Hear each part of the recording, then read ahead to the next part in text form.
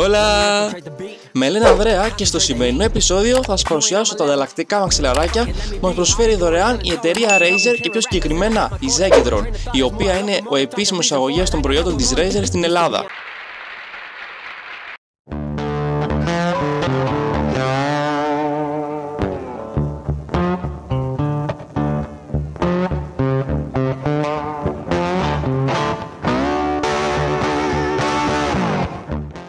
Ωραία, πάμε να συνεχίσουμε. Η αλήθεια είναι πως δεν γνώριζα μέχρι πρότινος ότι μπορούσα να πάρω δωρεάν αυτά τα ανταλλακτικά, οπότε λόγω μεγάλης τωράς και λόγω ότι ήμουν εκτός εγγύησης, ετοιμαζόμουν και καινούριο headset. Διάβασα όμως κατά τύχη ένα σχόλιο στο YouTube σχετικά με το θέμα και είπα να το ψάξω λίγο παραπάνω. Φαίνεται πως η εταιρεία σου στείλει δωρεάν τα ανταλλακτικά και εκτός εγγύησης και χωρίς καμία επιβάρυνση γενικά. Κάτι το οποίο είναι πολύ σπουδαίο. Πρώτα ρίχνουμε και ένα καθάρισμα. Κορονοβαϊρούσι, έχουμε ρε παιδιά. Αυτά είναι τα όμορφα μαξιλαράκια μας λοιπόν. Το μόνο που πρέπει να κάνεις και εσύ για να πάρεις το δωρεάν set σου είναι να στείλεις ένα email στην εταιρεία, έτσι, στο help@razer.gr.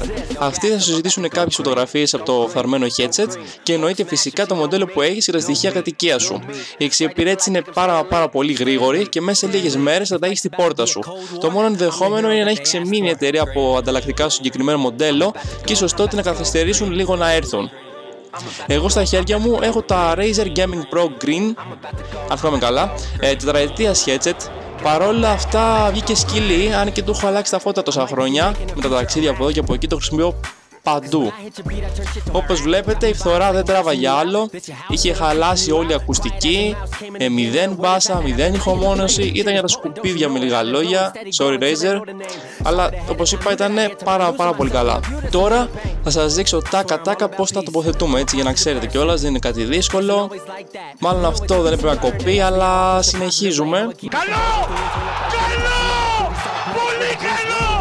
Λοιπόν, απλά υποτίθεται ότι το μαξιλαράκι το φοράς πάνω στο ακουστικό, έτσι, εύκολα και γρήγορα. Βάζεις το δάχτυλο σου μέσα και το σμπλώνεις για να τοποθετηθεί. Σε άλλα μοντέλα, κανονικά το μαξιλαράκι, σε πιο λογικά, πιο καινούρια, το μαξιλαράκι μπαίνει κουμποτό. Οπότε πρέπει να το στρίψεις για να βγει. Εγώ παλεύω τόση ώρα να το στρίψω, γιατί νόμιζα ότι ήταν σαν αυτά. Αυτά λοιπόν από μένα, παιδες μου. Καλή συνέχεια, καλά να περνάτε και τα λέμε, έτσι. Stay safe. Σε ευχαριστούμε πολύ, Razer. Να είσαι καλά.